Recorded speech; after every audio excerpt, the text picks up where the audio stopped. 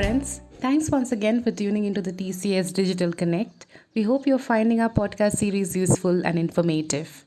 Welcome, friends. I'm your host Jagan, and we are back with Dr. Vaidya, Vice Chancellor Sastra Deemed University, as we continue our chat on academia in the post-COVID world.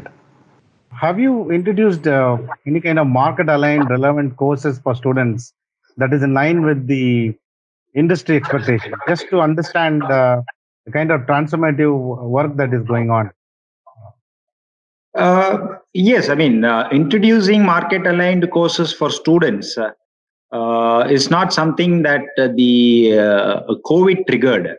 Yeah. This has been a continuous process that's followed by progressive institutions like Shastra, and we have been introducing a lot of market aligned courses for students even during the pre-COVIDian times. So the academic council, in their wisdom, they are also represented by members from premier institutions and the industry. The board of studies for each of the programs have members from the industry as well. So if you look at the rate at which we are introducing these courses, well, I would say it's reasonably satisfying. But I should also accept that if we have to institutionalize this mechanism to introduce market aligned courses, then the amount of flexibility that the education institutions have is also a very serious issue of concern, because not all institutions have that flexibility.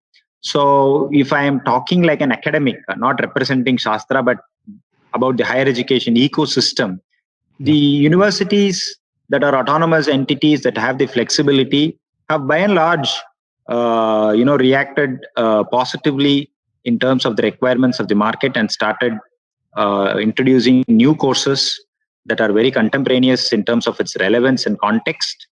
And institutions that are still under the umbrella of an affiliating system, I would say that they have to wait for the superiors to take the decisions on their behalf and then benefit out of these new courses. The danger of that is to see whether these new courses will still be relevant by the time that they reach to the students of a different type of institution. But to cut the long story short, for Shastra, yes, we as a policy make sure that we keep changing the curriculum and syllabus on a year-to-year basis, where the core is maintained. Some of the emerging courses keep changing based on the industry requirements, and that way students also get a flavor of what's the latest.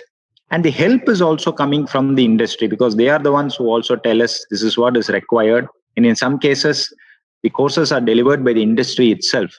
So there again, there is a lot of value addition in terms of the courses aligned with the industry's requirement. So it's a mixed bag, I would say. Okay. Some universities do, some institutions are not able to do, though their intent is genuine. There are some regulatory restrictions that need to be eased out so that this can accelerate at a pace that is actually required. But I hope with the recent announcements, things are going to also change, with some of the universities empowered to give even online courses. Students can now get onboarded on the online medium, not necessarily having to wait for their own institutions to introduce these courses. Yeah, I think with the advent of digital tech, I believe this will definitely help more changes and more industry academia to come together on this. Thank you, Dr. Vaidya, on that. Now, a little bit focused from a student perspective, I always felt asking this. Over and above the learning that happens at the institute through the digital means, what learning avenues would you recommend for students to be relevant in the current times and going forward? Okay.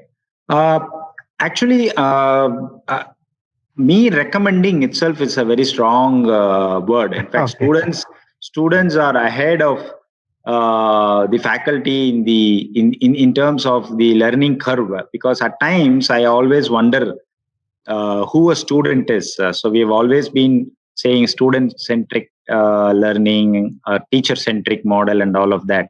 So I always feel that these terms are to be replaced only with a learner-centric, because a student is a teacher in one part, and then the teacher is a student in another part. So students are always ahead, and even before you suggest different avenues, they already have a portfolio of courses which is beyond the recommended courses that we have as part of our curriculum. The rate at which online courses are booming, whether it's Coursera or edX or our own indigenous Swayam, students are decorating their resumes with very good certificate programs that they underwent through Swayam or edX or Coursera, and they're already part of this knowledge explosion that's available with them in online. The second avenue that again they are also actively pursuing is collaborative learning with a peer group, not necessarily from students in the same institution. They are teaming up with students across institutions, and not even in the same country. They are teaming up with students with the different institutions in different countries. So they are looking for such learning opportunities in a team-based approach with students from different institutions across different countries, and they participate in global events and come back with some good recognitions. The another thing that's, in fact, I thought I should even thank TCS for that, is the remote internship online. So that's another avenue that's opening up, where students are now not really waiting for an offer from an industry to go and visit them and stay with an industry for 4 to 5 months for industry internship. ION has come out with a very good career pathway, a learning opportunity for students through its RIO, where a remote internship online, which is mentored by an industry partner who has committed certain man hours to guide the student to complete an industry-defined problem. And finally, at the end of 3 to 4 months, the students also get an understanding of the problem in hand, the resources that they have to actually master before they address these problems.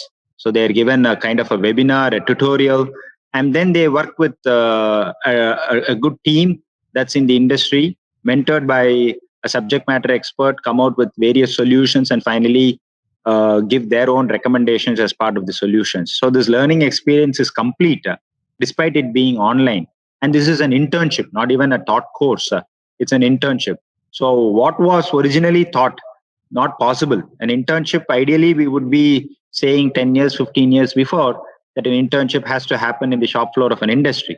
But today, it's happening through an online mode, and it doesn't in no way has it compromised on the quality of the work. In fact, the quality of the work and the quality of the output and the outcome that we expect from the student has only improved through these remote internship online. So the avenues for the students, I would say I would give credit to the students, because they have come out with some self-discoveries. They have actually explored a lot of opportunities. And for faculty and institutions, it's a good learning experience, because we also know that these are the learning opportunities available. And we encourage students to also pursue this. And then we also try to institutionalize this so that it's also part of their regular academic structure. That way, we give the students the flexibility also to learn through alternate channels, not necessarily through institutional channels. Great. I think no wonder so many students community follow you on Twitter. Your admiration for them is definitely fantastic. It also reminds me of this popular saying, stage on the stage to guide on the side approach. And I think quite a lot of co-learning happens there. Brings me to last question for this podcast. What's your vision for the students in the context of Industry 4.0? We're going beyond this COVIDian situation. What's your vision for the students in the context, future world, Dr. Vaidya? Well, to be honest, this is a podcast and your questions are live, and I'm not here with a prepared text. So I always believe in, talking something that's at the top of my mind. Yeah. And what always stays at the top of your mind is something that is close to your heart. So I already indicated that, saying that the terminology student itself is getting changed. Now, I would rephrase the question as, what is your vision for learners in the context of Industry 4.0? Because within the learning community, I would include my own students, I would include my own faculty, I would include myself. So it is a learning ecosystem that has to be geared for Industry 4.0. So the vision for the learners is that the Industry 4.0 is providing an opportunities that is immeasurable. It is not just new courses. It is about new technologies. It is about new processes. It's about newer things that's altering the way in which industry is performing in terms of their own existence. And as learners, faculty to begin with have to understand what it is all about. So there must be a motivation, there must be a self-driven motivation to keep ourselves updated with what's happening outside.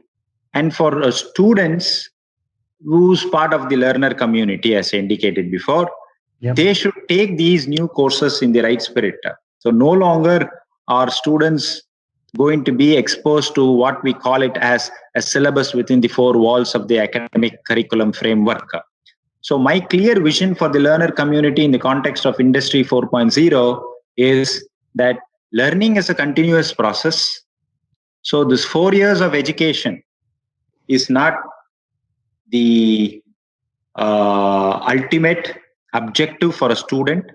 And I always say this, and I say it here as well, that the graduate from any institution, any university, is given a certificate not to exit the campus, but to enter the industry.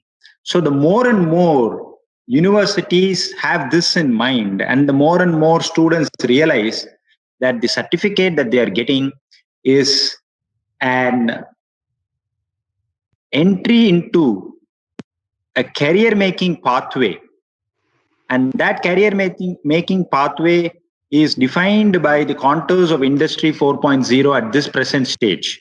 And you never know what's going to happen to Industry 4.0 as we move forward. But my vision is very clear that it has to be a continuous learning process, because even in my Twitter handle, since you follow me on Twitter, I would say that I am a faculty, and one of the virtues of a faculty is that you have to be a student. So learning is a continuous process.